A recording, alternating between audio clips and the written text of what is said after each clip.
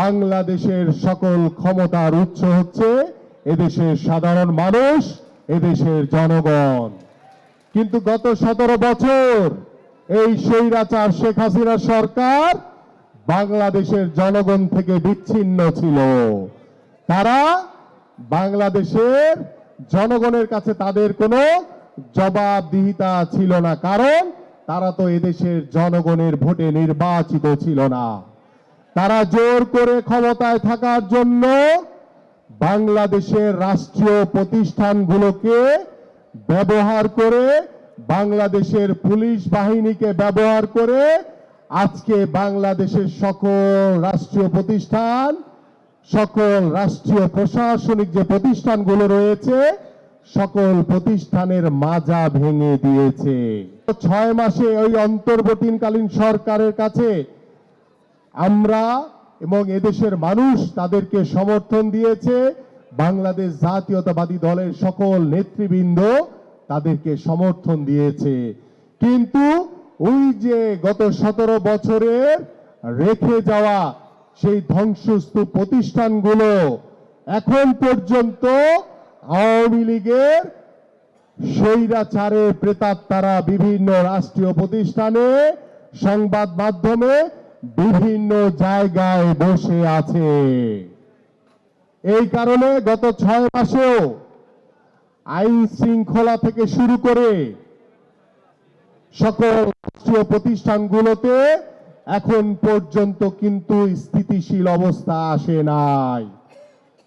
আমরা চাই, বিএনপির ভারপ্রাপ্ত চেয়ারম্যান জনাব তারেক রহমান বলেছেন যে আমরা এই অন্তর্বর্তীকালীন সরকারের পাশে রয়েছি, তাদেরকে পাশে রেখে আমরা সমর্থন দিয়ে বাংলাদেশের মানুষের যে প্রত্যাশা দ্রুত সময়ের ভিতরে একটি অবাধ সুষ্ঠু নির্বাচন, সেই নির্বাচনের মাধ্যমে বাংলাদেশে জনগণের সরকার প্রতিষ্ঠা হবে।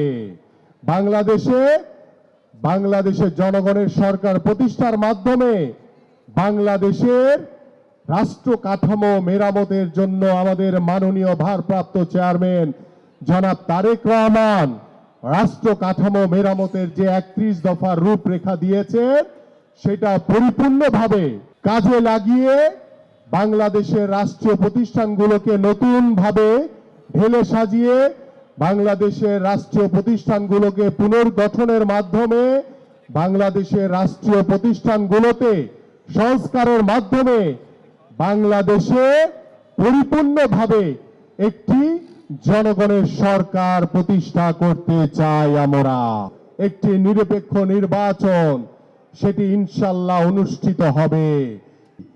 তারা গত 17 বছর স্বৈরাচার শেখ হাসিনা সরকার যে জিনিসগুলোকে বাংলাদেশের মানুষকে ধ্বংস করার জন্য শিখিয়ে দিয়ে গেছে, সেই জিনিসের কিছু কিছু বিষয় আবার নতুন করে আমাদের সামনে আসছে। বিষয়গুলি কি রকম? এখন থেকেই দেখছি আমরা পুলিশ প্রশাসনে আবার নতুন করে রদবদল শুরু হয়েছে। সেটা লক্ষ্য যদি হয় বাংলাদেশের মানুষের জন্য, বাংলাদেশের কল্যাণের জন্য, তাহলে সেটা বাংলাদেশের জনগণ মেনে নেবে। আর সেটা লক্ষ্য যদি হয় আগামী নির্বাচনকে প্রশ্নবিদ্ধ করতে, তাহলে কিন্তু বাংলাদেশের জনগণ সেটা কোনোভাবেই মেনে নেবে না। কারণ বাংলাদেশের মাটিতে আর কোনো স্বৈরাচারের কোনো স্থান নাই, কোনো ষড়যন্ত্রকারীদের কোনো স্থান নাই। এই জন্য আপনাদের সকলকে সতর্ক থাকতে হবে। বাংলাদেশের বিভিন্ন রাষ্ট্রীয় প্রতিষ্ঠানগুলোতে আমরা নতুনভাবে আবার রদবদল দেখতে পাচ্ছি।